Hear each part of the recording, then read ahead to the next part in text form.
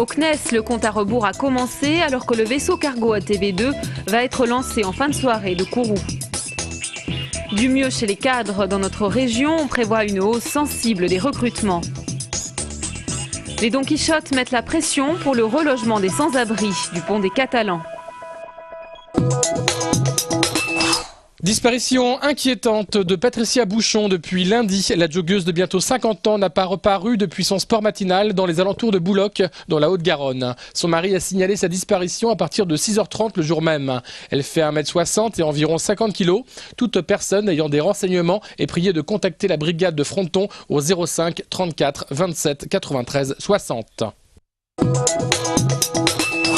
23h13, c'est l'heure à laquelle devrait être lancée ce soir depuis Kourou la TV2, deuxième vaisseau cargo, chargé de ravitailler la station spatiale internationale. Et c'est le CNES qui a pour mission de l'amener à bon port, une fois lancé par Ariane 5. Si on résume le rôle de la TVCC, c'est effectivement s'assurer que le véhicule ATV soit capable d'assurer au maximum sa mission consistant en fait, la mission de la TV ne commence réellement qu'une fois qu'il est arrimé à la station. Le reste du temps, c'est du voyage. Une mission multiple, la TV2 apporte d'abord vivres et vêtements à l'équipage de la station dont il va servir de moteur. À son bord également du carburant. Le vaisseau cargo va aussi jouer le rôle de camion poubelle de l'espace en ramenant les déchets dans l'atmosphère. Ce véhicule de transfert automatique est un véritable enjeu dans la stratégie européenne pour des missions plus lointaines, vers Mars par exemple.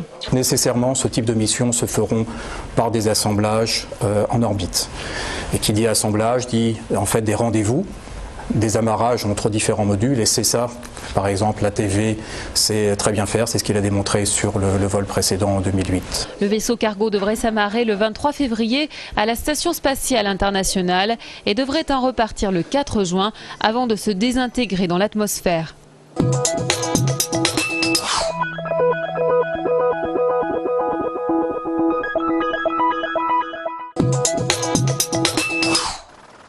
Après une année 2010 moins catastrophique que prévu, 2011 devrait être un bon cru selon les prévisions de l'APEC. Les entreprises privées prévoient en effet de recruter plus de 6000 cadres dans notre région.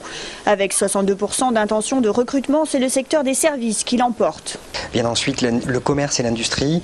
Donc on est vraiment sur le reflet exact de l'économie de Midi-Pyrénées avec une activité très orientée service qui est lié à l'aéronautique, à l'informatique et aux autres services. Les fonctions d'ingénieur et de commercial au sens large seraient les plus prisées avec un risque de pénurie pour les ingénieurs. Spécifique à Midi-Pyrénées, l'emploi des jeunes cadres est en baisse. La tranche jeune cadre qui est de 1 à 5 ans d'expérience connaîtra une légère baisse, mais on est sur des volumes qui restent assez rassurants par rapport à l'année 2010. Preuve de cette bonne santé, de vastes plans de recrutement sont lancés par Capgemini notamment ou encore AK et la plupart des SS2I. 15 février 2011, date symbolique pour les conseillers prud'hommes. 3 ans en arrière, la carte judiciaire était réformée. Aujourd'hui, ils manifestent contre les conditions de travail. Nous sommes déjà surchargés et qu'on prend un nombre d'affaires plus important et en absence de moyens, c'est encore des délais plus longs. Et là où des justiciables avaient des décisions rapides, maintenant ils auront des décisions qui peuvent attendre des fois 2 ans, ne serait-ce que pour obtenir des fois le paiement de leur salaire, de leur congé payé, d'heures supplémentaires. Des délais de procédure de plus en plus importants et ceci à tous les étages. Beaucoup d'entre eux sont pessimistes pour l'avenir, mais espèrent être bientôt entendus par le gouvernement. La ligne Envol est un projet d'extension de la ligne du tramway T1. Sa mise en circulation est prévue en 2014. Elle doit répondre à un besoin, celui de desservir la zone aéroportuaire de Blagnac. Desservir un aéroport, donc à la fois du tourisme mais aussi pour les passagers, les usagers de l'aéroport et aussi les salariés. Donc vous voyez, on fait d'une pierre deux coups, j'ai envie de dire. Hein. Donc ce n'est pas qu'une desserte aéroport, hein. On dessert vraiment une zone d'emploi. Dans le tracé entre les arènes et l'aéroport, il n'est prévu que 3 stations, à l'Enado, avenue Didier Daurat ou rue Charles Lindbergh, et une autre à l'approche de l'aérogare. Les quartiers Concorde et l'Irak regrettent le choix de positionnement de ces stations. Quartier Concorde, quartier l'Irak, qui sont des quartiers excentrés par définition. Ils espéraient voir une station beaucoup plus près de leur domicile. Une enquête publique est prévue en septembre prochain.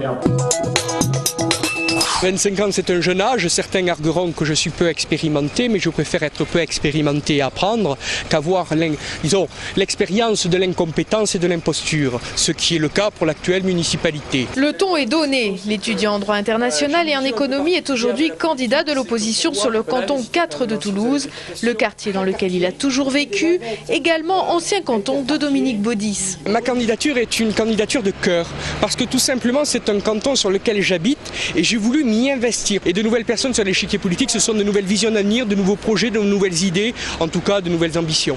Et de nouvelles ambitions, le filleul politique de Jean-Claude Gaudin, le maire de Marseille, n'en manque pas. Il veut faire en sorte que les intérêts toulousains ne se concentrent pas sur l'hypercentre. Je n'arrive pas la fleur au fusil, j'ai bien travaillé ce canton au préalable. Et ce que je veux dire, c'est qu'il y a des projets, il y a de grandes idées. Et notamment les grandes idées, c'est quoi? C'est tout simplement faire en sorte de gérer le stationnement avenue des Minimes. Et aussi créer un musée Claude Nougaro, ouvrir une maison de retraite publique et un atelier des savoirs au Pont-Jumeau. Quelle que soit l'issue de ce premier scrutin, Maxime Boyer a bien l'intention de se présenter aux élections territoriales dans 3 ans. Les cantonales, ce n'est finalement qu'un début. Le campement de SDF sous le pont des Catalans a pris feu à 5 h du matin. À l'origine de l'incendie, les braises d'un barbecue. Heureusement, aucune victime n'est à déplorer.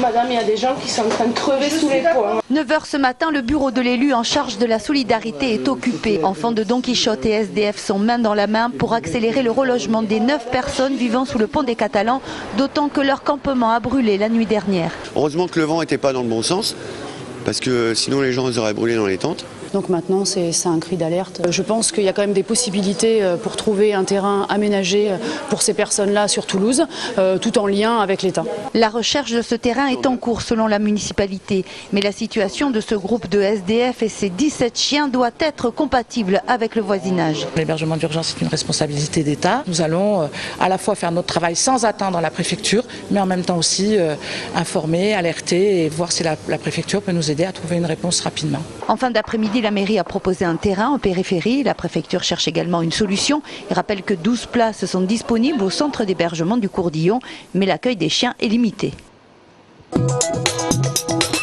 12 artistes, 12 projets pour 12 rêves. Aujourd'hui, la Fondation Brown inaugurait l'exposition itinérante Air de rêve dans le hall de l'hôpital Paul de Viguier.